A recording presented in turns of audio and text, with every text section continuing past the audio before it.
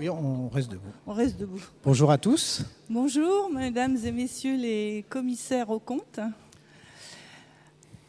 Si on nous avait dit qu'on aurait attiré autant de monde en mettant comme sujet le contrôle qualité, C'était pas gagné d'avance. plus de 550 inscrits, je crois, pour cet événement. Vous vous souvenez qu'avec le président Olivier, nous avons décidé d'avoir un événement chaque année, conjoint avec la Compagnie nationale sur des sujets qui nous occupent tous, côté régulation, côté supervision de la profession, enfin représentation de la profession.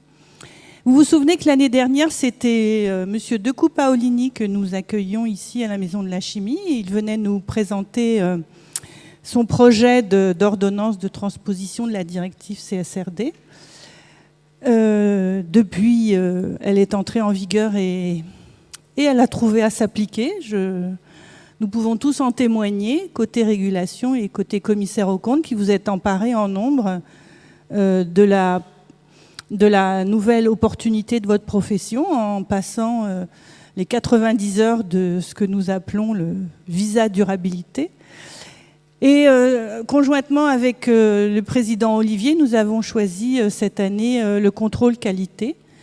Côté collège, le contrôle qualité, c'est évidemment une des missions phares de l'institution, de la H2A.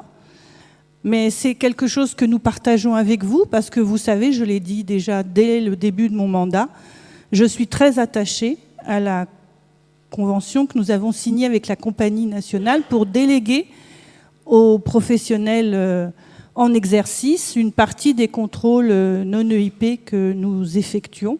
Parce que je pense que le contrôle qualité, c'est un dialogue fructueux entre la profession qui sait collectivement comment on fait un audit de bonne qualité et la H2A, avant le H3C, qui, après 20 années d'existence et de nombreux contrôles effectués soit en EIP, soit en non-EIP, a aussi une vision très claire du facteur de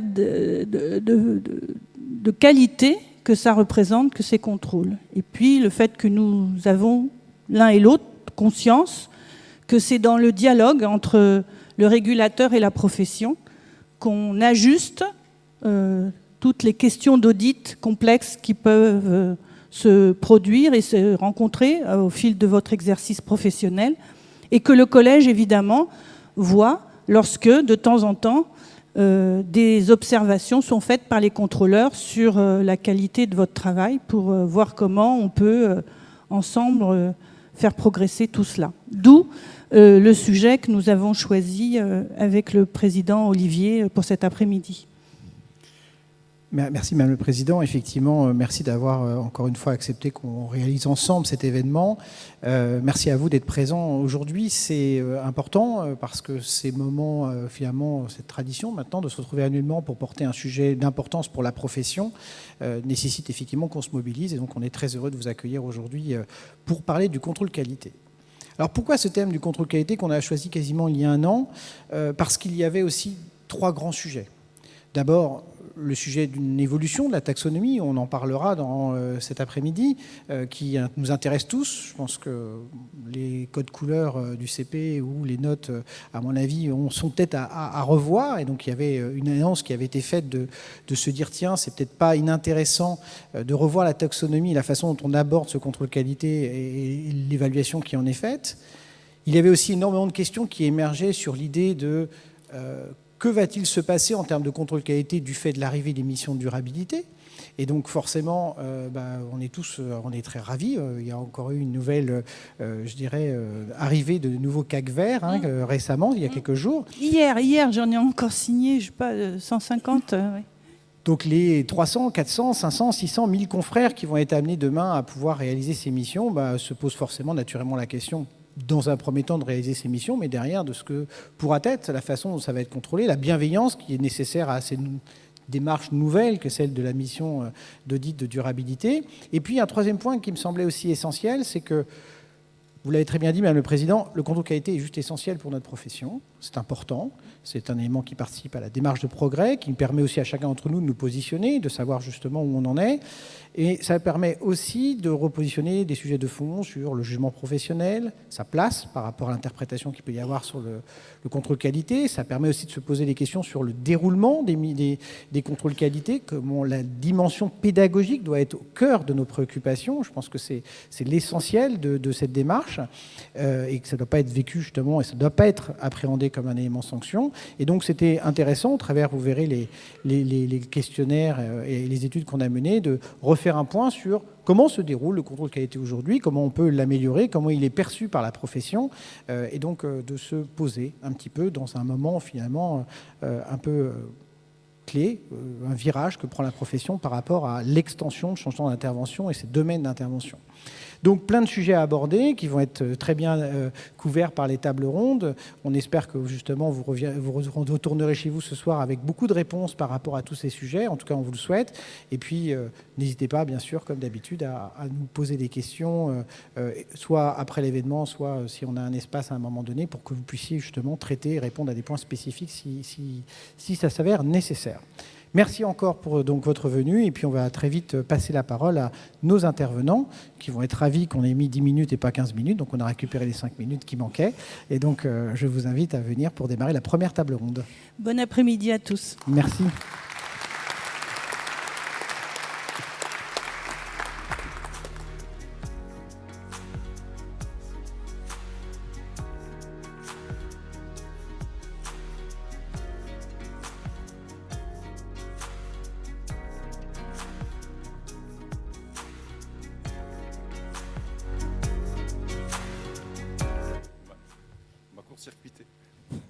Allô, allô. Oui, c'est bon. Merci Madame la Présidente, merci Monsieur le Président.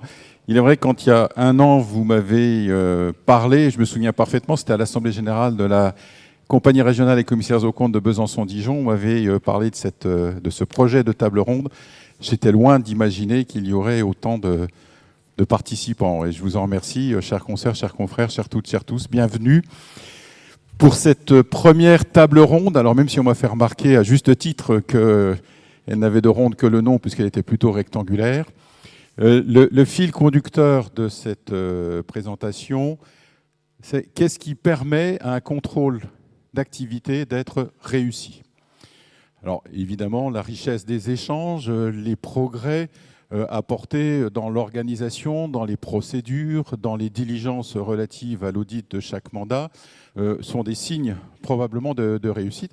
Et pour répondre à l'ensemble de ces questions, j'ai l'honneur et le plaisir d'accueillir à cette table donc Yves Nicolas, membre du collège de la H2A, ancien commissaire aux comptes et président d'honneur de la Compagnie nationale des commissaires aux comptes. J'ai l'honneur d'accueillir aussi Elena Revuelto, directeur de la division des contrôles non EIP. Béatrice de Blove, commissaire aux comptes EIP. Membre régional, alors je sais que l'acronyme MRCNCA déplaît parfois, donc membre régional de la Commission nationale du contrôle d'activité, et puis Victor Louis Cano, qui est membre du bureau de la CNCA, qui a été président de la Compagnie régionale de Bordeaux, et qui est aussi commissaire aux comptes non EIP. Et puis votre serviteur, Philippe Dandon, donc, qui m'occupe du contrôle d'activité depuis un certain temps. Merci à vous.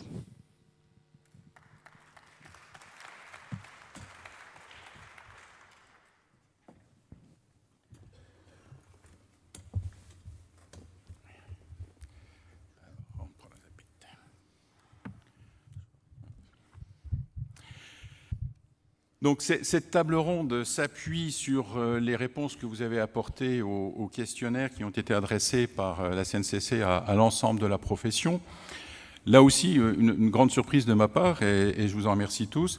1052 contrôlés ont répondu, c'est-à-dire plus de 10% de la population de commissaires aux comptes ayant des mandats, et 159 contrôleurs ont répondu, c'est-à-dire pratiquement la moitié du corps de contrôleurs non EIP. Quand je parle des contrôleurs, c'est bien évidemment les contrôleurs non EIP qui interviennent dans le cadre de la convention de délégation évoquée par Madame la Présidente tout à l'heure. Donc, vous avez quelques diapos. Alors, il est clair que si je commande toutes les diapos, je serai tout seul à parler dans l'heure qui vient. Vous aurez à votre disposition dès demain le diaporama en question, donc avec l'ensemble des questions, des réponses apportées au questionnaire. Donc, je vais tout d'abord vous citer quelques mots-clés. Donc, 80% des répondants... Attendez, parce que là, je fais que je ne vois plus assez bien sur le prompteur. Voilà. Donc, 80% des répondants ont été récemment contrôlés. Près de 70% des contrôles sont effectués exclusivement sur place. Le Code de commerce permet un contrôle sur place ou un contrôle à distance. Plus de 90% des répondants approuvent les modalités de contrôle.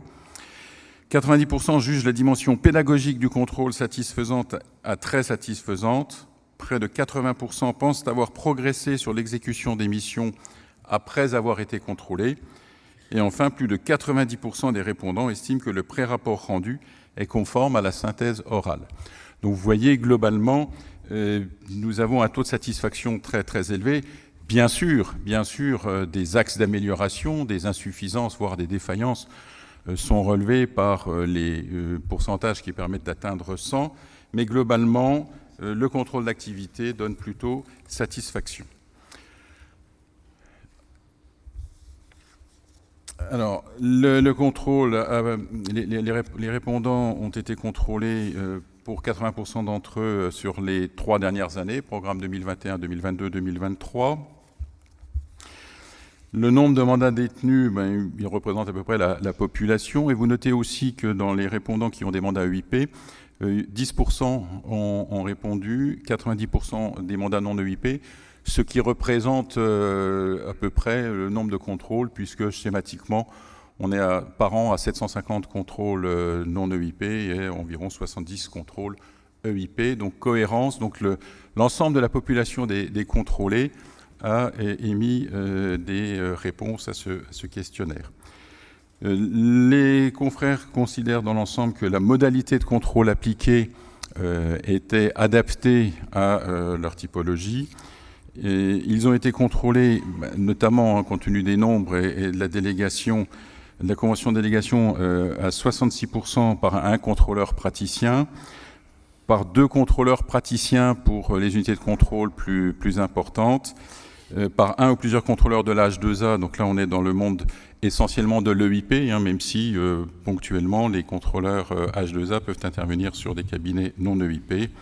Et puis enfin, a été testé un contrôle par un binôme, contrôleur praticien, contrôleur H2A. Le délai entre le dernier contrôle dont ils ont bénéficié et le contrôle précédent a été jugé comme suffisant, adapté dans la plupart des cas. Et le contrôle s'est déroulé, comme je vous l'ai dit tout à l'heure, majoritairement sur place, au sein du cabinet, à distance pour un nombre peut-être, à mon sens, mais ça n'engage que moi, encore un peu trop important. La durée du contrôle sur place, très variable, puisqu'on part entre 1 et 2 heures jusqu'à plus d'1 semaine, mais pour des pourcentages très, très faibles.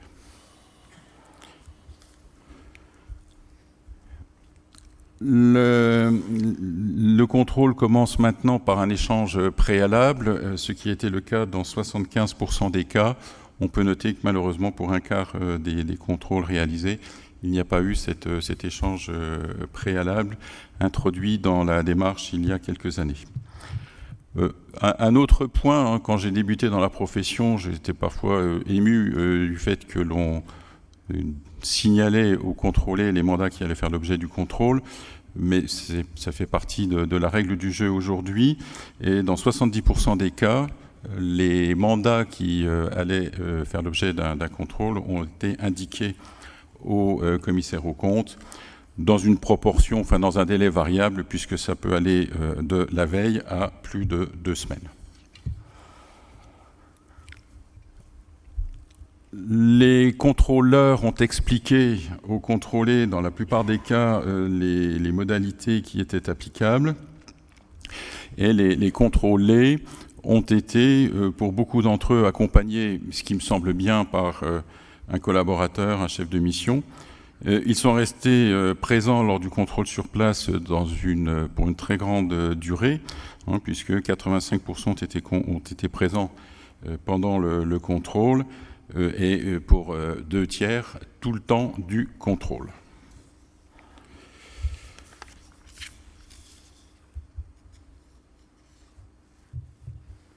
Une synthèse a-t-elle été organisée avant le départ du contrôleur dans la plupart des cas, hein, c'est-à-dire qu'avant de partir, le contrôleur a échangé avec le contrôlé pour lui faire part de ses constats.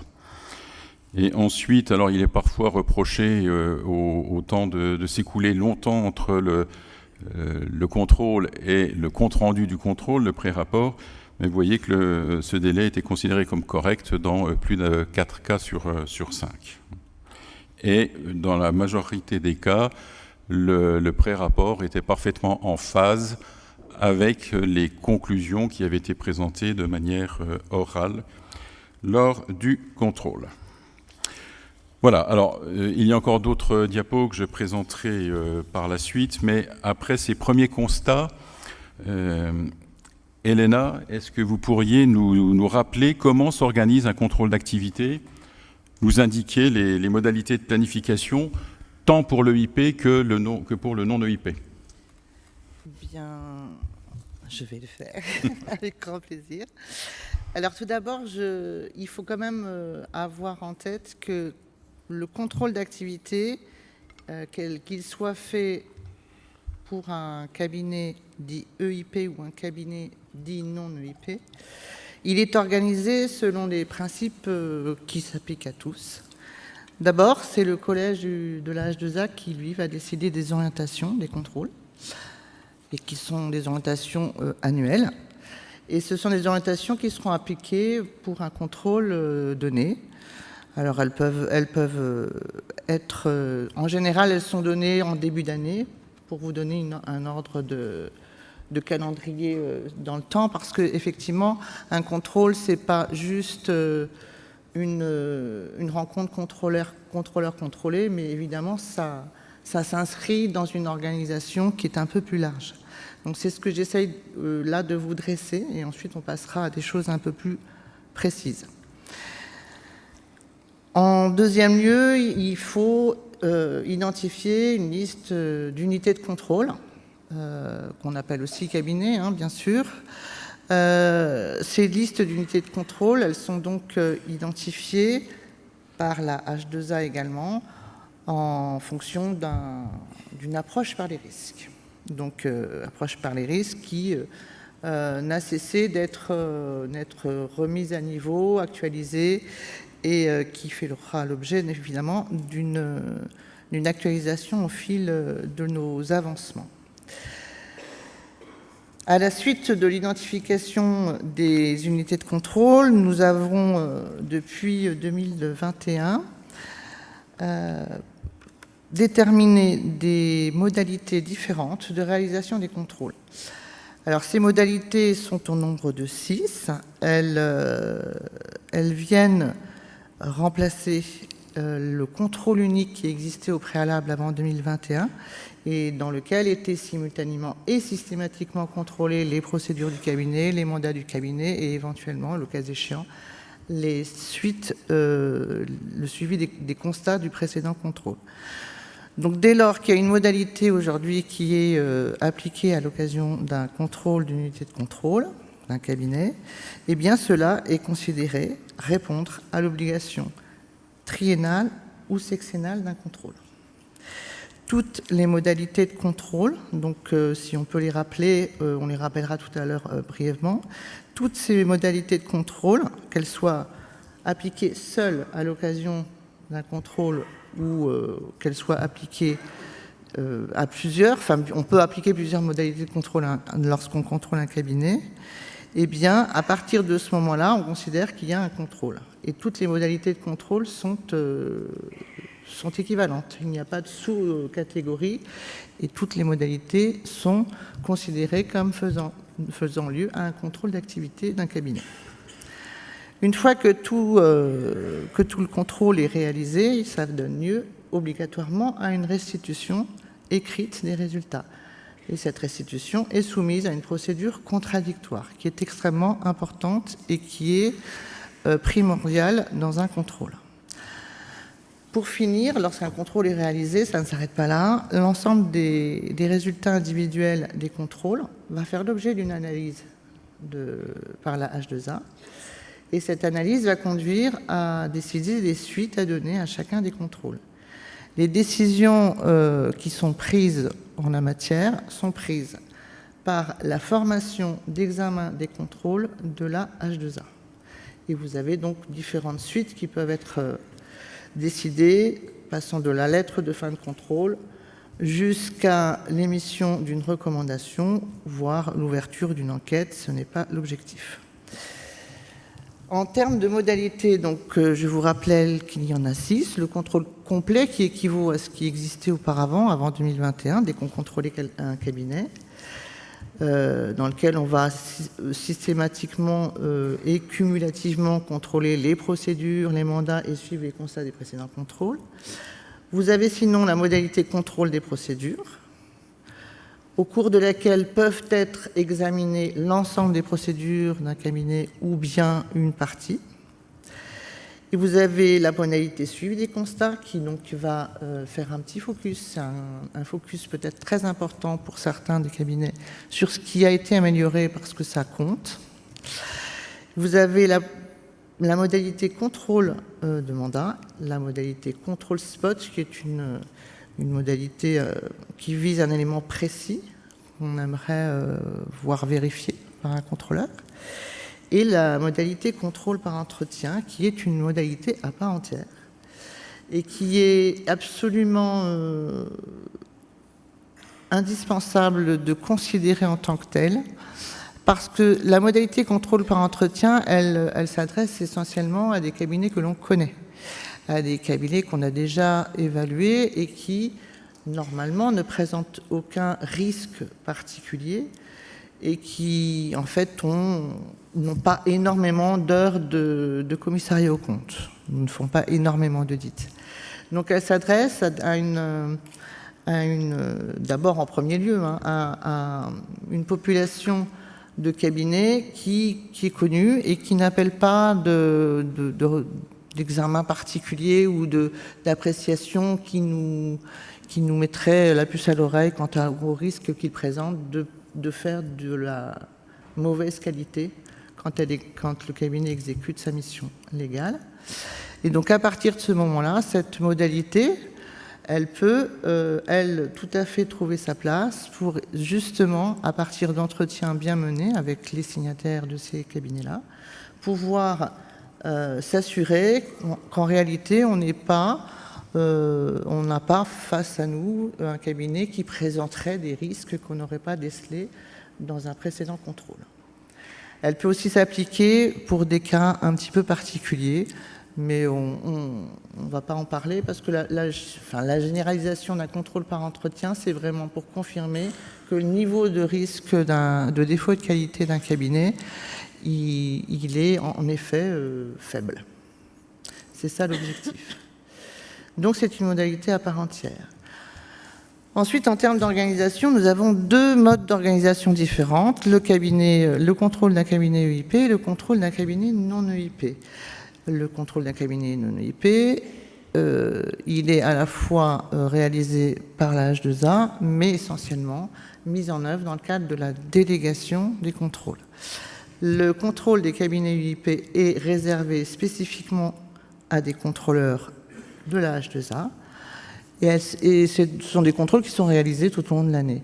Alors que les contrôles non EIP réalisés dans le cadre de la délégation, eux vont nécessiter une organisation plus complexe parce qu'il y a énormément d'acteurs et donc ça nécessite une organisation qui va du début jusqu'à la fin de l'année quasiment. Donc pour ce faire, pour réaliser les contrôles délégués, on a mis en place bien sûr des phases préparatoires en amont et qui vont conduire en réalité à venir contrôler des cabinets en général à partir du mois de septembre, alors même que la préparation, elle démarre bien en amont puisque dès le mois de décembre et de janvier, on démarre par le recrutement des contrôleurs praticiens. S'ensuit la communication du programme de contrôle et la mise au contrôle de tous les cabinets qui sont listés. Ensuite, on a c'est un plan de contrôle à réaliser pour fixer les modalités, etc. Et ensuite, on aura l'actualisation des outils de contrôle à mettre en œuvre, la formation des contrôleurs, l'affectation des contrôleurs à chacun des cabinets, la réalisation des contrôles par chacun des contrôleurs qui aura été affecté. Et ensuite, on aura le suivi opérationnel avec tout l'aspect de la notification des rapports, l'organisation dans le cadre de la délégation, et puis la gestion donc, des suites, comme je vous en ai parlé, qui, elle, est réservée à la formation d'examen des contrôles. Donc, vous voyez que le temps est long, et celui que vous avez quand vous recevez des contrôleurs est assez court. Donc, c'est juste pour vous donner et vous mettre en perspective. Voilà.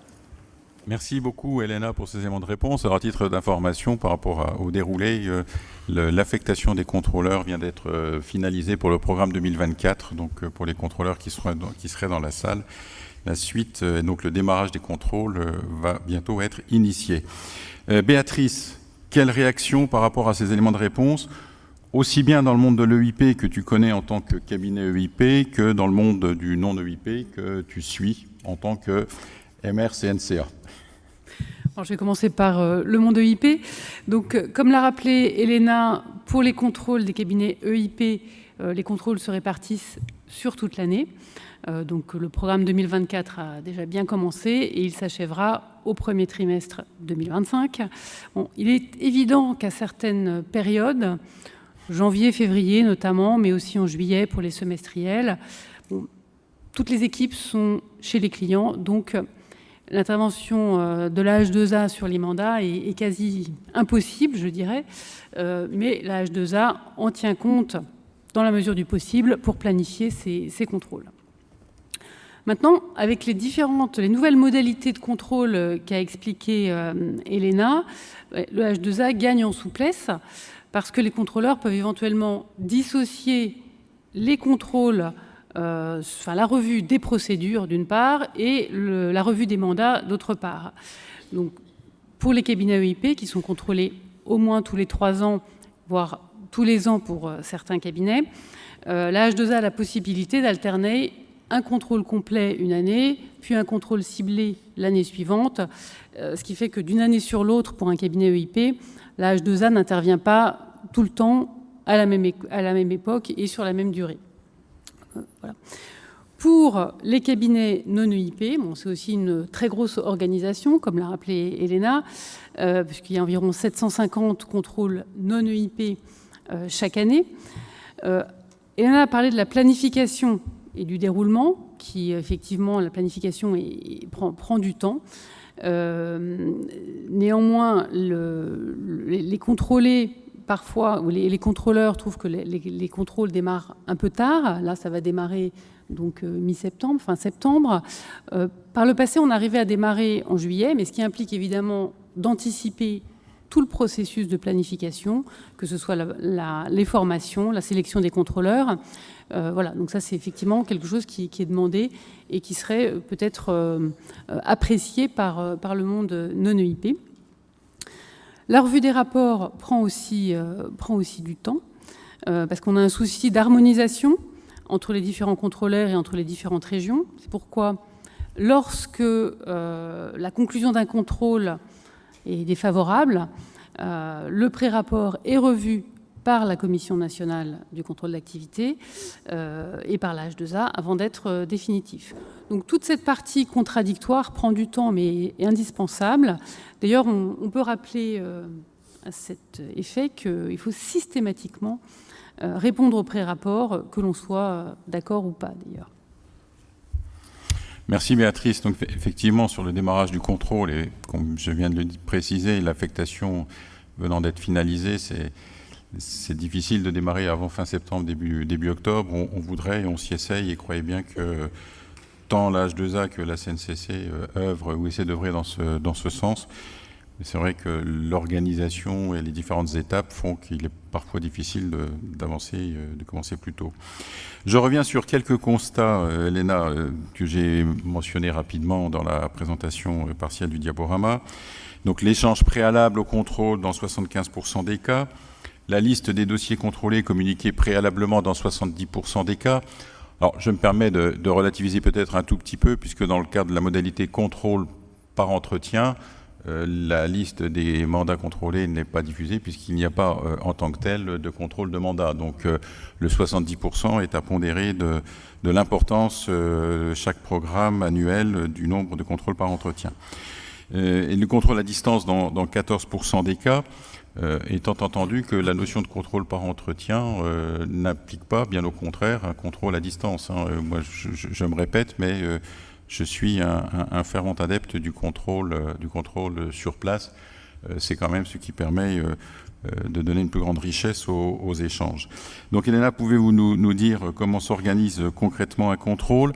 Et puis, peut-être, quelles sont les attentes que vous percevez, les attentes des contrôlés, les attentes des contrôleurs? Alors, pour organiser concrètement un contrôle, on commence d'abord par s'adresser aux unités de contrôle elles-mêmes, puisqu'on va leur demander un certain nombre d'informations qui nous permettront de préparer au mieux les opérations de contrôle. Donc il s'agit là de remplir ce que vous connaissez comme étant le questionnaire d'information préalable. Pour le monde non EIP, c'est comme ça qu'il s'appelle. Ensuite, il va y avoir l'étape de la vérification et de la déclaration d'indépendance du contrôleur qui va être affecté à ce contrôle. Et puis, c'est à ce moment-là que le contrôleur va pouvoir préparer le contrôle à partir des éléments qu'on aura recueillis auprès des unités de contrôle. Et ensuite, on va essayer de compléter cette préparation-là en prenant contact avec les contrôlés, en échangeant avec les contrôlés, ce qui va donner lieu à un plan d'approche. Et depuis déjà 2 ou 3 ans, nous avons quand même instauré cet échange préalable qui est primordial pour pouvoir justement échanger avec l'unité de contrôle sur ce qu'on a compris des éléments qu'on a recueillis auprès de lui, et si toutefois on a vraiment besoin d'informations qui nous donnent la possibilité en tant que contrôleur de bien préparer le contrôle. Ensuite, on réalise l'intervention. Alors l'intervention, comme le rappelle Philippe, elle peut être sur place ou à distance. Le à distance a été mis en œuvre essentiellement pendant la période de la pandémie. On privilégie, bien sûr, pour des échanges qui sont plus constructifs, l'intervention sur place. Rien de tel que d'échanger avec quelqu'un en face à face pour pouvoir avoir des informations plus concrètes. La restitution des contrôles également est un processus qui est important, puisqu'on demande à chacun des contrôleurs de préparer des pré-rapports. Ceux-là, dans le monde de la délégation des contrôles, sont revus, comme l'a précisé Béatrice, sont revus par les membres de la CNCA, puis éventuellement par nous, la H2A, lorsque des cas sont susceptibles de constituer des manquements. Le recueil du contradictoire est une étape très importante, puisque quand au-delà de la réunion éventuellement de synthèse qu'on peut réaliser entre contrôleur et contrôlé, au moment à la finalisation de l'intervention sur place, il faudra aussi, et c'est vraiment indispensable, de pouvoir recueillir toutes les observations qui seront faites à partir du rapport qui lui est écrit. Pourquoi? Parce qu'il y a deux choses qui sont différentes. Quand on fait une réunion de synthèse, on va débattre et échanger avec le contrôlé sur des constats. Or, quand on présente un pré-rapport écrit, on n'aura plus que des constats, on aura aussi une conclusion. Et c'est important d'échanger avec les commissaires aux comptes contrôlés sur ce qu'ils perçoivent de la conclusion et ce qu'ils comprennent de cette conclusion-là. Et ensuite, ce qui est très important et ce qu'on entend dans les échanges écrits, c'est justement de pouvoir déjà avoir dans un rapport qui deviendra, lui, définitif lorsqu'on aura traité les observations, de pouvoir déjà appréhender la façon dont va mettre en œuvre le commissaire aux comptes contrôlé les éléments d'amélioration qui sont attendus à la lecture des constats figurant dans le pré-rapport et le rapport définitif. Donc, qu'est-ce que c'est qu'un contrôle réussi ? C'est un contrôle qui va être bien préparé. C'est un contrôle donc préparé par les deux parties. J'entends le commissaire aux comptes contrôlé qui va bien préparer les éléments qu'on lui demande lorsqu'on le met au contrôle, et aussi bien préparé par le contrôleur qui, lui, va aussi, pour combler et finaliser sa préparation, échanger avec le contrôlé. Ça, c'est très, très important.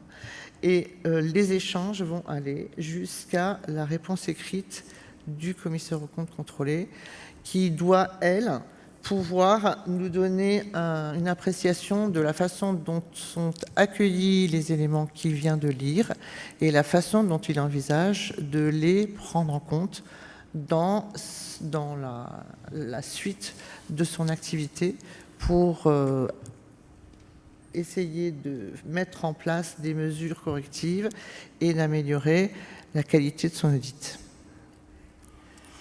Merci Elena. Donc le message répondez au pré-rapport commence à passer, il va continuer à distiller.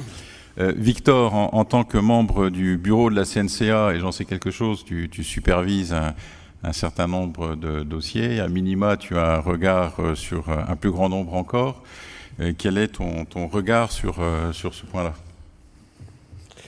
Merci. Tout d'abord, je dirais que c'est vrai que je suis au bureau depuis un certain nombre d'années. Au fil des campagnes, et c'est mon sentiment, nous avons constaté globalement de sérieux progrès, à la fois sur les constats qui sont faits, donc ça veut dire le travail qui est produit par les professionnels, et sur les travaux des contrôleurs aussi. Donc j'en profite. Je me permets de saluer le travail qui est fait par les contrôleurs et par les MRCNCA en région qui aident bien à tout ce processus qui est assez important, ce processus déployé de contrôle. Et je parle du non-EIP parce que pour ma part, je ne connais pas l'EIP. Je vais rappeler très rapidement, un contrôle, c'est 3 phases principalement. 1, la préparation. On examine les documents, la prise de contact, etc. Bon, Elena en a parlé. La réalisation du contrôle sur place ou à distance, plus sur place pour les adeptes du contrôle sur place, et la restitution.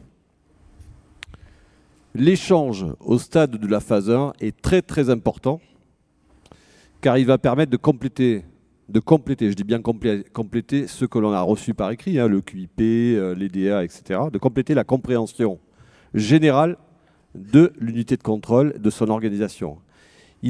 Cet échange va aussi permettre d'identifier avec pertinence les mandats ou les process à contrôler.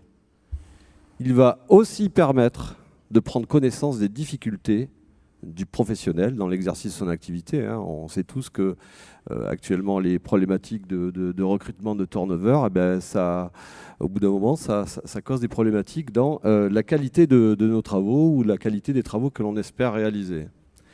Pour les étapes suivantes, l'échange est tout aussi important car il permet parfois et même souvent de mieux apprécier la pertinence des travaux et les diligences réalisées sur les mandats. Et lors du final, bien évidemment, c'est un moyen d'une part de s'assurer que le contrôleur n'a pas fait d'erreur, là je parle de la synthèse orale, pas d'erreur de compréhension, et surtout d'expliquer les conclusions de ces constats, de les expliquer. Pour répondre plus précisément à la question des attentes du contrôlé, bien souvent, le contrôlé s'attend à être challengé sur ses pratiques, à se faire confirmer si ses travaux sont pertinents et correctement diligentés. Et il n'hésite pas à questionner le contrôleur, ça c'est du vécu, sur certains points d'amélioration en lien avec la conduite des missions ou avec son organisation. Il est souvent en attente de dialogue demandeur de pratiques d'amélioration s'il a lieu. On ressent très souvent, mais très souvent, dans cet échange, une attente pédagogique de la part des contrôlés. Point de vue du contrôleur maintenant. Alors il faut savoir que les contrôleurs sont des praticiens qui exercent le contrôle d'activité très souvent à titre marginal. c'est très formateur pour eux, mais ils exercent très marginalement. Les premières questions qui nous viennent dans les formations, c'est est-ce que le support, est-ce que le modèle de rapport a bougé? Parce que ça nécessite de l'adaptation et de l'apprentissage. Hein. Et les contrôleurs attendent d'une part des informations de bonne qualité quand on leur livre ce qu'on appelle le QIP, pour éviter de perdre du temps lors des opérations de contrôle, et un support qui se stabilise d'une campagne à l'autre. C'est vrai qu'on a cette requête de manière régulière. D'ailleurs, pour la qualité de l'information, je me permets de demander au CRCC d'insister sur ce point lorsque vous faites les formations des contrôlés. À partir de ces différents constats, moi je dirais qu'un contrôle d'activité ne peut être gagnant-gagnant que si un véritable dialogue entre contrôleurs et contrôlés, facilitant la compréhension et la pédagogie, est instauré dès la prise de contact, mais aussi s'il est bien préparé par les deux parties.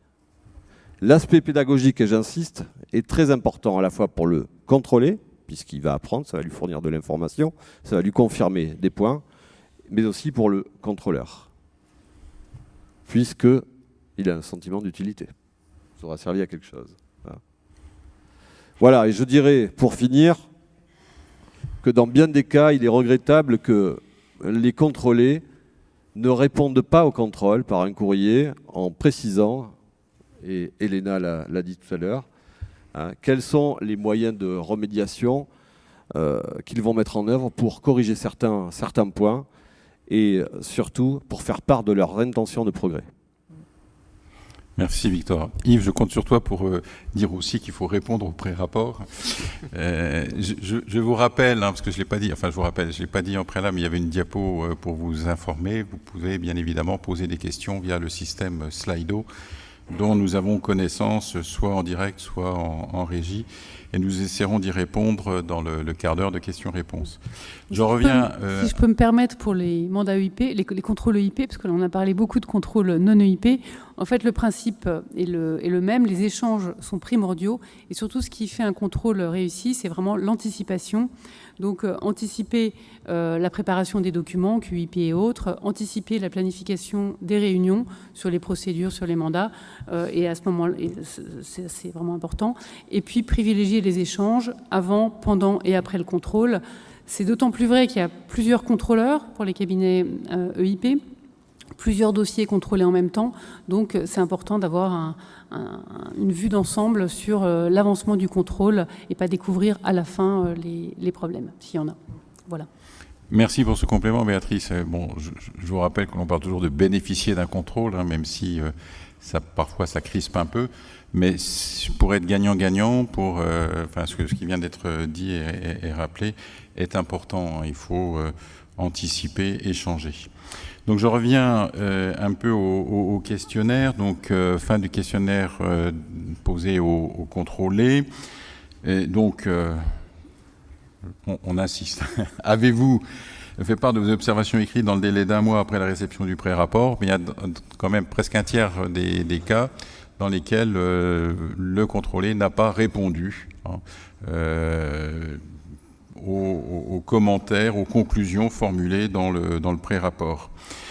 Sachant que, vous le notez, quand le contrôlé a répondu, eh bien, le traitement de ces observations, qui depuis 2 ans est transparent, hein, c'est-à-dire qu'on a une traçabilité de la façon dont le contrôleur comprend les observations du contrôlé, eh bien, le traitement de ces observations est satisfaisant dans 90% des cas. Pour la dimension pédagogique que vient d'évoquer rapidement Victor, je trouve assez significatif. Vous voyez que le nombre de contrôlés satisfaits de la dimension pédagogique lors du contrôle est de 70%. Plus de 2 tiers des contrôlés sont satisfaits de la dimension pédagogique du contrôle. Et dans le prolongement de l'aspect pédagogique, il y a une certaine cohérence, hein, puisque les contrôlés considèrent que dans 80% des cas, ça leur a permis de procéder à une amélioration de leur process, de leur organisation, de leur procédure, et que dans, là aussi, pratiquement 80% des cas, ils ont progressé sur l'exécution des missions. Donc, j'ai envie à ce niveau-là, Yves, de te poser la question. Quelle est la vision de la H2A, de la dimension pédagogique des contrôles? Dit autrement, y a-t-il compatibilité entre la mission de contrôle qui revient à la H2A et la notion de pédagogie? Eh bien, d'abord, bonjour à toutes et à tous. Et merci de me poser la question parce que je pense que pour moi, le rôle pédagogique du contrôle est assez essentiel. S'il n'y avait pas ce rôle pédagogique, je pense que ce serait en effet un contrôle qui serait très mal perçu et qui n'apporterait pas de valeur ajoutée. Alors le premier élément, pour moi, qui est assez essentiel quand on a un contrôle, c'est de ne pas subir le contrôle. Il ne s'agit pas de voir ça comme une contrainte, même si évidemment ça prend du temps, on doit mettre à disposition beaucoup de choses, mais sans faire un moment de réflexion sur ces pratiques et le cas échéant sur l'identification de facteurs de progrès. C'est-à-dire qu'il faut se mettre dans une démarche de progrès en dialoguant évidemment entre professionnels de l'audit avec les contrôlés, avec les contrôleurs, visant donc à faire progresser les professionnels. Donc le dialogue contrôleur-contrôlé est assez essentiel parce que il peut aller jusqu'à partager des savoir-faire que l'on peut avoir sur certains secteurs d'activité qui sont complexes, parce que le contrôleur a une connaissance pointue de ce domaine-là. Et puis, de toute façon, il y a toujours le point qui est l'œil neuf. Avoir quelqu'un qui donne un œil neuf sur les dossiers et sur la façon dont on procède permet d'avancer, de se poser des questions qu'on ne se posait pas auparavant, et donc de s'améliorer. Alors, une fois qu'on a dit tout cela, il est essentiel en effet, et c'est ce qui a été dit avant, c'est de bien travailler sur la formulation des conclusions pour mieux permettre, eh bien justement, de mettre en valeur les progrès de ces cabinets, des cabinets qui sont contrôlés, et puis aussi de se concentrer sur les points améliorés suite à ce contrôle. Et bien sûr, de s'attacher à remédier à tous les points qui étaient vus comme pouvant être améliorés sur ces rapports. Merci Yves. Béatrice, bon, du point de vue de la CNCC, des CRCC, on a toujours dans le contrôle d'activité, y compris avant le H3C, on a toujours considéré que le rôle pédagogique du contrôle était à mettre en avant. Donc, quelle en est ta vision ? Oui, alors pour renforcer justement le rôle pédagogique de ces contrôles, moi je voudrais souligner les actions des CRCC qui, dans un premier temps, organisent une formation pour les contrôlés, pour les futurs contrôlés, pour leur expliquer le contrôle, pour dédramatiser, pour leur expliquer les bénéfices du contrôle. Donc c'est fait, je pense, dans la plupart des CRCC, même si la formation des contrôlés n'est pas obligatoire comme celle des contrôleurs. Donc ça, c'est le premier point. Ensuite, les contrôlés avec lesquels je discute me disent on aime bien échanger avec le contrôleur. Effectivement, on apporte un œil neuf, ils apportent un œil neuf, une autre vue. Et donc ça, c'est intéressant. Ensuite, les CRCC sont également là, également disponibles pour aider les contrôlés à mettre en place un plan d'action lorsque des insuffisances ont été relevées. Donc il ne faut pas hésiter dans les CRCC à dire à vos contrôlés qu'ils peuvent consulter leur CRCC après un contrôle d'activité difficile pour ne pas rester seuls et pour être aidés. Donc ça, je pense que c'est important. Du côté des cabinets EIP, un cabinet peut également solliciter la H2A avant de répondre à un plan de remédiation pour clarifier un point ou un axe d'amélioration et pour s'assurer que le plan de remédiation part justement dans la bonne direction. Donc, bon, effectivement, le rapport de la H2A ou le rapport de contrôle de l'activité se concentre sur les points à améliorer. On a des axes de progrès. Bon, mais je pense qu'il faudrait aussi souligner les aspects positifs ou les bonnes pratiques, surtout lorsque un seul point finalement du dossier fait basculer le mandat en opinion non étayée. On reverra peut-être les conclusions, mais il ne faut pas négliger l'impact psychologique des couleurs, même si elles disparaissent, ou des conclusions, opinions non étayées, opinions erronées.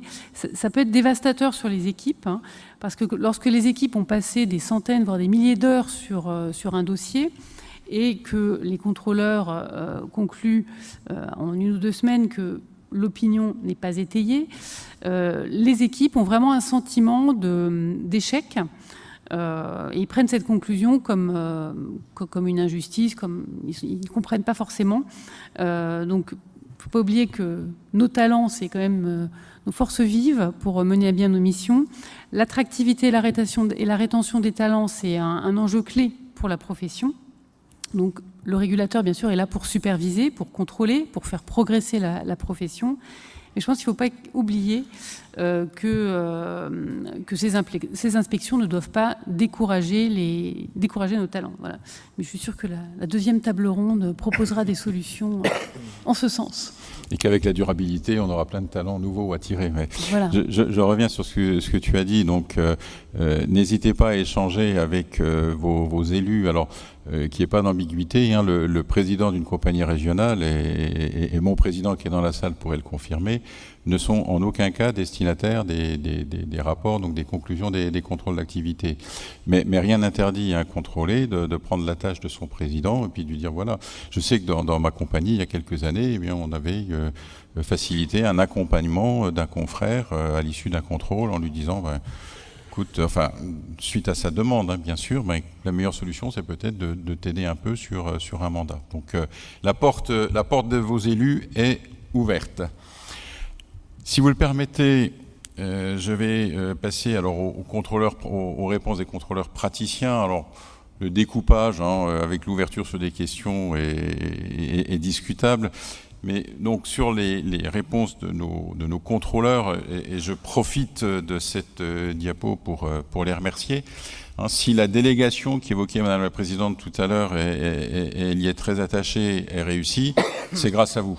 Et donc je ne répéterai jamais assez qu'il faut que les contrôleurs continuent à s'investir dans cette tâche, parce que c'est riche pour tout le monde, comme l'a dit Victor Louis, c'est important pour c'est pédagogique, c'est formateur, aussi bien pour les contrôlés que pour les contrôleurs. Donc merci à vous, mesdames et messieurs les contrôleurs, et continuez. Plus de 50% des répondants donc, ont réalisé entre 10 et 40 heures de contrôle pour le programme non-EIP 2023. C'est une moyenne, bien sûr. 86%, c'est la part des répondants satisfaits ou très satisfaits de la mission de contrôleur. 94% d'entre eux sont satisfaits de la rédaction des conclusions. Les outils sont également plébiscités, vous allez me dire, le pourcentage est un tout petit peu plus faible, près de 85% des répondants, et une très large majorité approuve la formation dispensée aux contrôleurs. Donc là, je remercie les formateurs lors de ces sessions qui se tiennent de juillet à septembre. Alors les outils sont plébiscités, mais bien évidemment, on pourrait là aussi sans doute améliorer. Alors sur la typologie des contrôleurs, donc contrôleur principal 84% et ses contrôleurs adjoints 16%, donc sont contrôleurs adjoints, soit les contrôleurs qui ne sont pas diplômés ou qui n'ont pas forcément un nombre de mandats suffisant, qui débutent dans la mission de contrôleur. Vous voyez qu'il y a une stabilité, puisque 94% d'entre eux sont contrôleurs et restent contrôleurs. Ils réalisent alors avec un nombre variable de contrôles, puisque 25% d'entre eux réalisent un contrôle par an, et pour 12% d'entre eux, cela peut dépasser les 5 contrôles.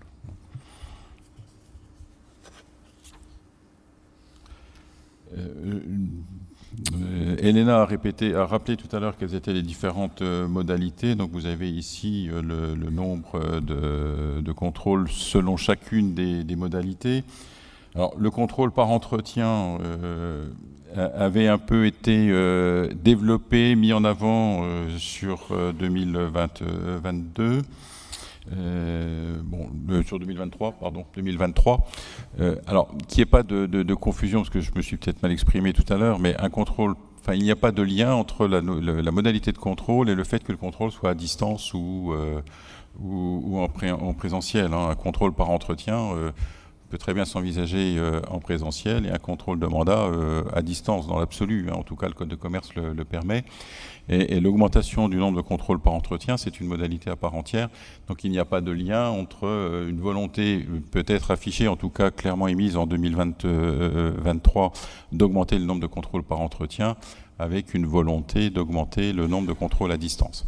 Et pour information, sur le programme 2024, le nombre de contrôles par entretien a été réduit en proportion du nombre total de contrôles.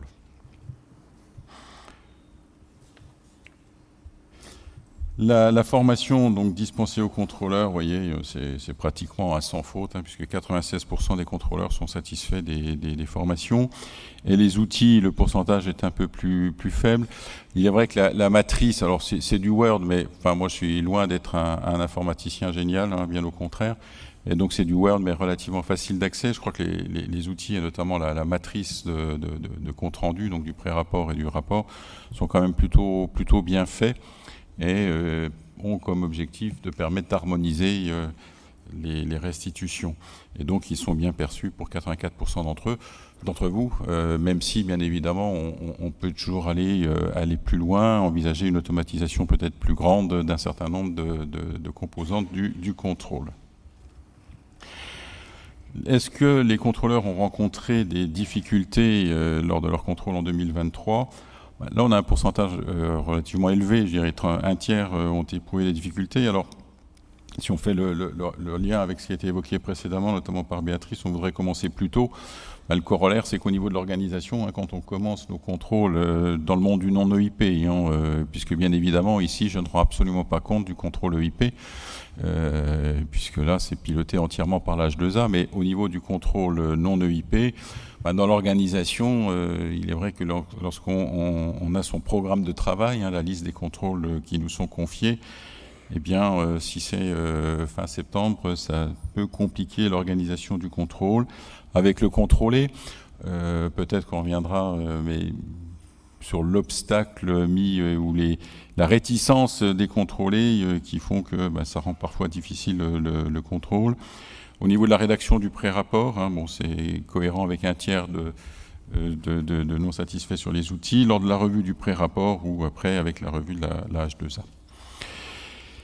Et puis, donc, pensez-vous que la dimension pédagogique du contrôle est suffisante ? On vient de parler de la vision pédagogique du contrôle, donc, mais vous voyez que 4 contrôleurs sur 5 trouvent que c'est une bonne approche. Et quel est votre avis sur les conclusions ? Donc là, je vais reprendre les propos d'Yannick tout à l'heure, où ça faisait un peu scolaire avec des notations vert, orange, rouge, noir. On va revenir un peu là-dessus, mais malgré tout, vous voyez quand même que 94% des contrôleurs trouvent satisfaisant les conclusions des contrôles. Et puis, il y en a 65%, plus de 80% qui sont entièrement satisfaits de cette mission. C'est peut-être lié au fait, ou une des raisons pour lesquelles le nombre de contrôleurs qui restent sur plusieurs années est important. Voilà, donc vous avez encore une fois la possibilité de poser des questions. Je vous laisse le QR code à l'écran.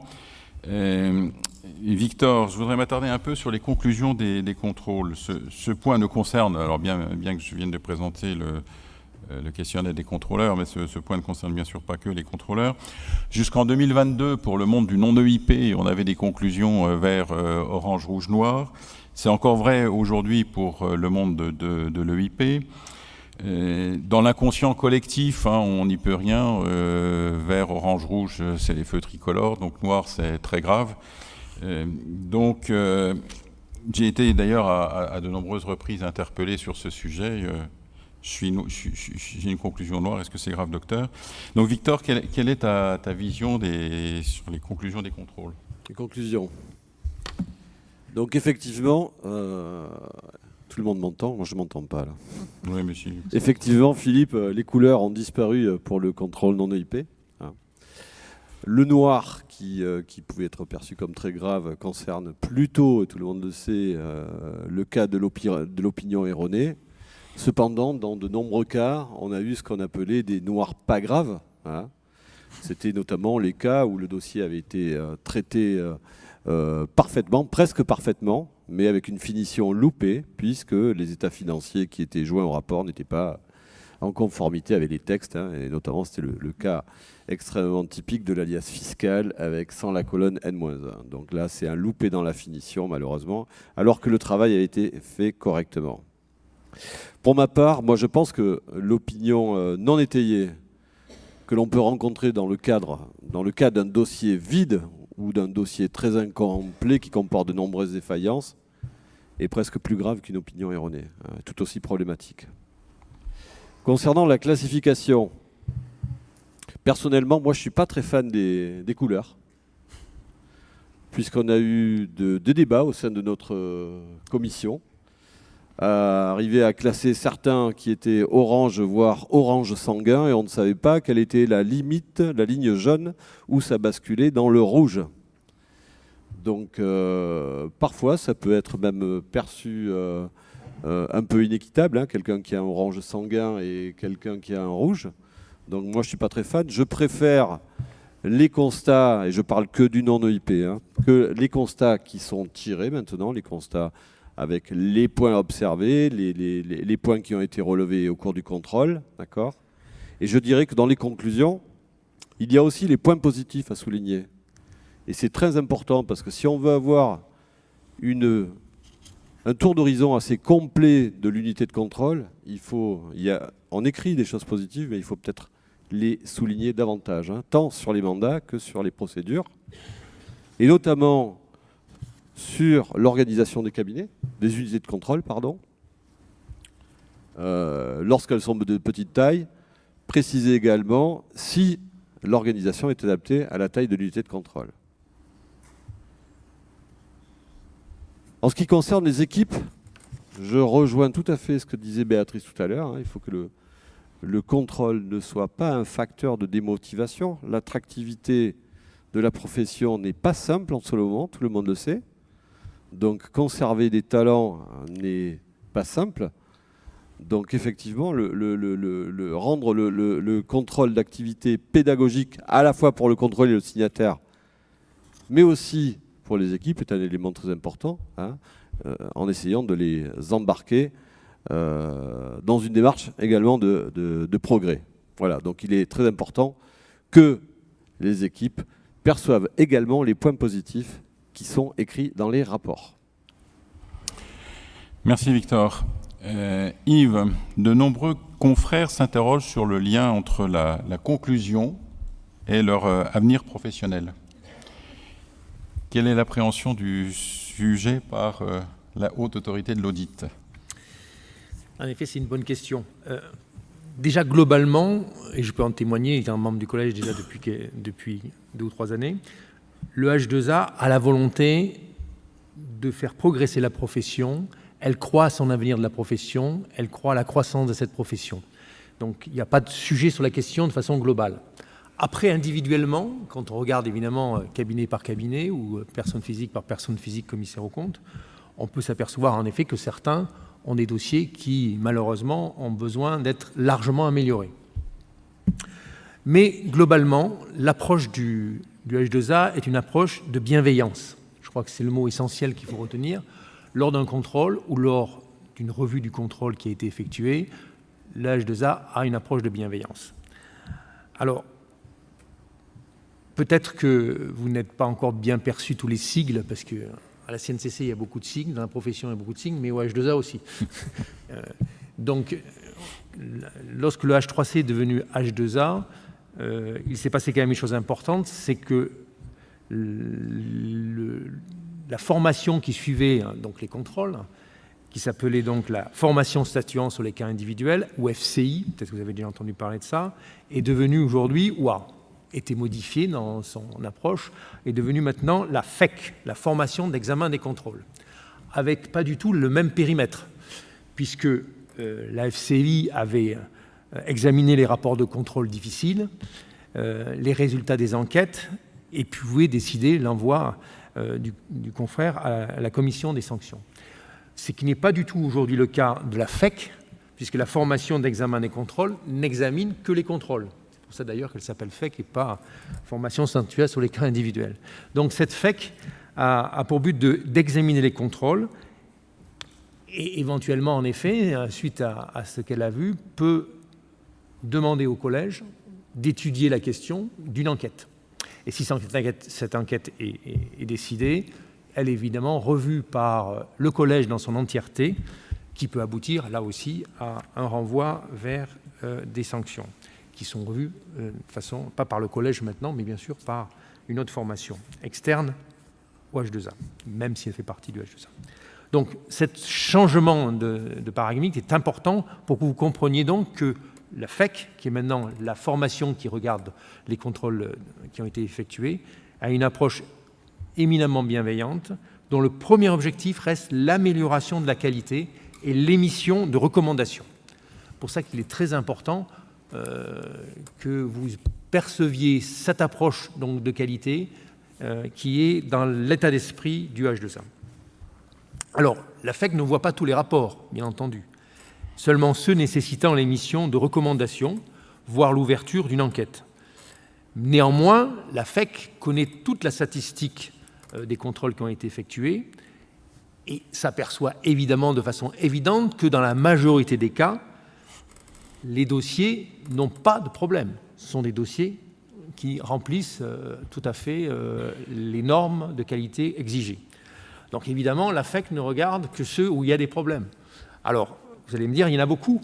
Eh bien, je vais vous dire, il n'y en a pas beaucoup du tout, puisque les situations, disons, inquiétantes, qui malheureusement, et c'est logique, aboutissent, évidemment, elles restent exceptionnelles, mais elles aboutissent à la saisine du rapport général, sont depuis 2017 de 85, ce qui fait 12 par an en moyenne.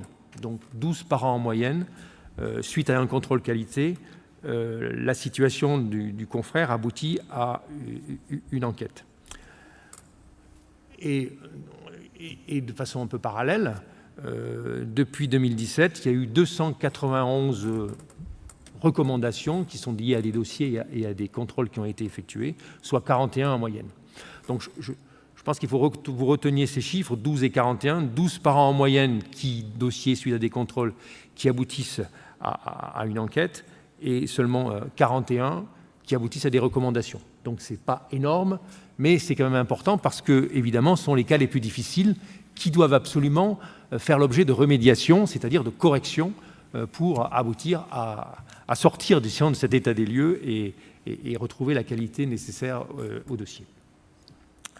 Alors, j'ai entendu les remarques à la fois de Béatrice et de Victor Louis, que je partage, sur la gravité des constats et le fait qu'on avait jusqu'à aujourd'hui des couleurs noires, rouges, orange, vertes, avec des couleurs noires et rouges qui étaient quelquefois mal perçues. C'était peut-être un peu abrupt d'avoir une couleur noire ou une couleur rouge, sans qu'on comprenne vraiment totalement pourquoi, ou on trouvait que c'était injustifié, ainsi de suite. Bon, tout ça a abouti à ce que le collège s'est interrogé sur s'il fallait évoluer, et il a décidé d'évoluer. Et donc la direction des contrôles, qui vise à évaluer toujours la qualité et le risque surtout de défaut de qualité d'unité de contrôle, modifie sa vision des choses. Ça va vous être expliqué dans la deuxième table ronde, donc je ne vais pas commencer à vous l'expliquer maintenant, ça sera expliqué tout à l'heure. Quelle habile transition, Yves, hein, donc oui, nous arrivons au terme de cette table ronde avant les questions. Alors peut-être 1 minute à chacun d'entre vous si vous voulez ajouter quelque chose par rapport à ce qui aurait été dit ou un message qui n'est pas encore passé, Victor. Je les piège là parce que ce n'était pas prévu dans notre fil conducteur. Donc. On a beaucoup parlé de pédagogie et je pense que les institutions, le régulateur, je crois qu'il faut avoir une démarche de co-construction. Hein, essayons de faire mieux, de progresser, d'être sérieux. Et puis en donnant le meilleur de soi, c'est comme ça qu'on arrivera à être meilleur. On n'est pas mauvais déjà, hein, on ne peut pas dire qu'on soit mauvais, mais à être meilleur, tout simplement. Elena ? Au-delà de la pédagogie, je pense que ce qui est important, c'est d'un moment de se poser. Et qui mieux qu'un contrôleur qui connaît le métier de l'auditeur peut vous écouter et faire le point avec vous de votre situation, de vos pratiques, sachant qu'ils ne cherchent absolument pas à vous piéger. Donc c'est un excellent moment pour échanger et vous faire écouter et d'échanger sur vos problématiques, vos pratiques, et d'avoir en face de vous quelqu'un qui peut écouter et répondre et essayer de vous accompagner. Et c'est l'objet d'un contrôle d'activité aussi, c'est de faire un point à un moment donné pour aller mieux et vers une pratique plus conforme, si toutefois elle ne l'est déjà pas. Merci. Yves ? Moi, j'ai envie d'ajouter un point qui me semble assez important parce qu'il n'est pas toujours au niveau attendu, c'est la réponse des contrôlés au contrôle. C'est-à-dire que c'est important que lorsque vous avez eu un contrôle, que vous soyez d'accord, ce qui est dans la majorité des cas, mais même si vous êtes en désaccord ou s'il y a des points sur lesquels vous trouvez que ce n'est pas tout à fait ça, il est important de répondre et donc d'intégrer les réponses au contrôle. Donc, et lorsque nous les regardons dans la formation d'examen des contrôles, nous regardons toujours et beaucoup la réponse du contrôlé pour être sûr qu'il a compris ou il donne des précisions qui sont importantes dans le jugement qu'on se donne après. Donc, soigner les réponses au moment du contrôle, c'est important. Béatrice ? Oui, alors moi je voudrais ajouter, je vais finir par un point positif. Les exigences de qualité, elles augmentent en France comme à l'étranger, ça c'est vrai.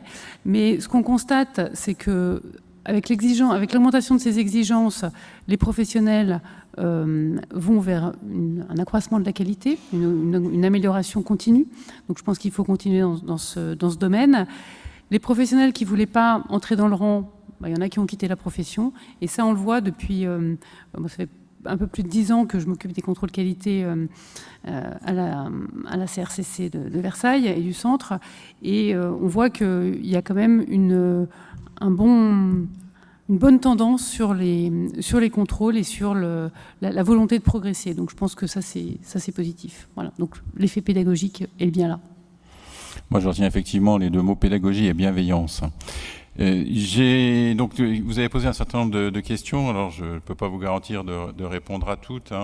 Déjà, celles qui concernent la durabilité, la CSRD, on en parlera dans la table ronde numéro 2, donc je vous renvoie à la table suivante. Sur le retour des praticiens pour les contrôles EIP, donc je vous rappelle qu'il n'y a pas de praticiens. Je pense qu'Hélène me taperait dessus si je disais qu'il n'y a pas de praticiens dans les contrôleurs H2A, puisque ce sont... alors, ils ne sont plus commissaires aux comptes, mais ils ont été praticiens. Mais donc, nous n'avons pas posé de questions aux contrôleurs H2A, donc il n'y a pas de retour sur ce point-là. Question de terminologie, alors je me la suis posée avant, où j'aurais dû avoir la réponse. Est-ce qu'on parle de contrôle d'activité ou de contrôle qualité? Bon, la conférence ou la table ronde s'appelait contrôle d'activité, donc je vais considérer que c'est bien contrôle d'activité. Mais bon, c'est vrai qu'on a dû mélanger, et dans les réponses formulées par les uns et les autres, je crois qu'on a dû alternativement parler de contrôle d'activité et de contrôle qualité. Les codes couleurs, alors vont-ils disparaître pour les contrôles EIP? Donc c'est pas, il est également prévu de mettre en avant les bonnes pratiques. Où en sommes-nous? Est-ce qu'on répondra à la table ronde numéro 2 sur l'évolution des couleurs dans le monde de l'EIP comme dans le monde du non-EIP? Alors, existe-t-il des cas de contestation devant les instances de la H2A des conclusions du contrôle par les contrôlés? Là, je me retourne vers... Des contestations devant les instances de la H2A, des conclusions du contrôle. Est-ce qu'il y a des contrôlés qui viennent se plaindre devant vous pour dire si je ne suis pas d'accord avec mon contrôle? Si le contrôlé le souhaite, on peut le recevoir, en effet, et écouter ses doléances, bien entendu. Est-il prévu une évolution du questionnaire d'information préalable? Alors effectivement, ça a été mis dans le plan d'action de la compagnie nationale parce que, comme on le souligne à juste titre, un certain nombre d'informations demandées dans le questionnaire d'information préalable sont disponibles dans toute une série de bases de données, notamment Aglaé pour ce qui concerne les déclarations d'activité, etc. Donc il y a une réflexion en cours, mais on en parlera aussi dans la table ronde numéro 2 sur l'évolution des technologies utilisées dans le cadre des contrôles d'activité. Quel est le délai entre deux contrôles non EIP dont le précédent n'a pas posé de difficulté? 5 ans, 6 ans? Je me tourne vers Elena peut-être pour répondre à la question. Mais... En fonction de l'analyse du risque, voilà, qui va déterminer la fréquence, l'intensité.